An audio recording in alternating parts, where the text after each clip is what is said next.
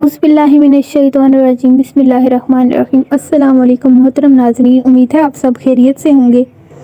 जहाँ भी रहें खुश रहें और हंसते मुस्कुराते रहें। आज की वीडियो बहुत ही ख़ास है, जिसमें मैं आपके साथ दो ऐसे वाक़यात शेयर करूँगी जो कि आप में से बहुत कम लोगों ने सुने होंगे। और ये वाक़यात तौबा के हैं, और इन वाक़यात में आपको पता चलेगा कि अल्लाह ताला अपने बंदों पर कितनी रहमत करता है, कितना रहम करता है, कितनी मोहब्बत करता है।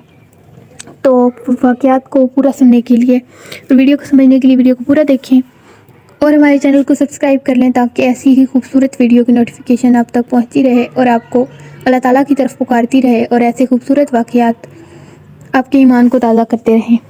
हमारा रब इतना रहीम है कि उसने तौबा के लिए कोई उम्र कैद नहीं रखी। वो कहता है कि अगर तुम सारी ज़िंदगी गुनाह करके भी मुझसे एक बार बोलोगे कि ऐ मेरे अल्लाह माफ़ कर दे, तो मैं तुम्हें माफ़ कर दूँगा। ना कोई उम्र की कैद है और ना ही किसी बात का खौफ। आप एक बार दिल से तौबा करें, अल्लाह आपको ज़रूर माफ़ करेगा। अल्लाह ताला ने उम्र की कोई कैद नहीं रखी। अल्लाह ताला फरमाता है कि जब तक तुम्हारी सांसें चल रही हैं तब तक तुम्हारे लिए तौबा का दरवाज़ा खुला है। तुम दुनिया के गुनाह कर कर मेरे पास आओ और उसके बाद कह दो कि ऐ रब माफ़ कर दे, ऐ अल्लाह मुझे माफ़ कर दे, तो मैं अपनी रहमत के सदके तुम्हें माफ़ कर दूंगा, क्योंकि मेरी रहमत मेरे गुस्से पे हावी है। एक औरत थी, वो लड़कियां सप्लाई करती थी। उसके घर के साथ ही एक मौलवी रहता था, यानी कि वो मस्जिद का इमाम था, लेकिन उसकी उम्र इतनी ज़्यादा नहीं थी। उस औरत का बेटा उसका दोस्त बन गया। मस्जिद के इमाम ने उसके बेटे को एक बयान की कैसेट दी, जिसमें ये बात की गई थी कि अल्लाह ताला हर गुनाहगार की तौबा कबूल करता है। वो बेटा वो कैसेट लेके घर चला गया और ऊंची आवाज़ में लगा दी। उसने तो अपने सुनने के लिए लगाई थी।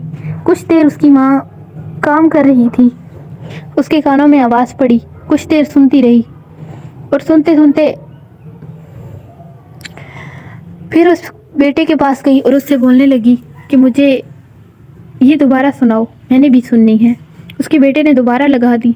उस औरत ने 3 से 4 मरतबा तौबा का वो बयान सुना और उसके बाद अपने बेटे से पूछने लगी कि ये किसका बयान है। तो उसका बेटा कहने लगा कि मैं नहीं जानता और ना ही मुझे पता है। तो वो कहने लगी कि तुम्हें ये किसने दी।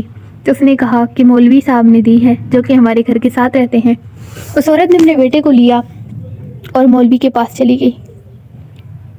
मौलवी ने उस औरत से कहा कि बीबी क्यों मिलना चाहती थी आप मुझसे।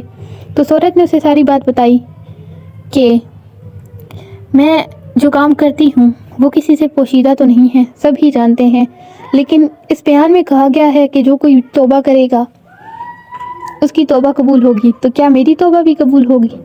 ये बात सुनकर मौलवी कहने लगा कि हाँ ज़रूर, अल्लाह तो हर किसी की तौबा कबूल करता है, तुम्हारी क्यों नहीं होगी। उस औरत ने उस मौलवी से कहा कि ठीक है, मैं तुम्हें गवाह बनाकर कहती हूँ कि मेरी तौबा। उसके बाद वो औरत रोज़ाना मस्जिद में जाती थी, औरतों की मस्जिद में नमाज़ पढ़ती, तरावी पढ़ती और रोज़ अल्लाह से एक ही दुआ करती कि ऐ मेरे रब, अगर मेरी तौबा कबूल है तो मुझे उठा ले। ऐ मेरे अल्लाह, अगर मेरी तौबा कबूल है तो मुझे उठा ले। वो ये दुआ रोज़ाना करती थी। रमज़ान का महीना था और वो मस्जिद में जाती, तरावी पढ़ती और अल्लाह से एक ही दुआ करती।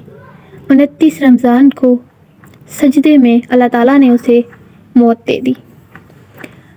इसका मतलब ये था कि उसकी तौबा कबूल हो गई, क्योंकि वो इतने पाक महीने में इतनी पाक हालत में अल्लाह ताला के पास पहुंची।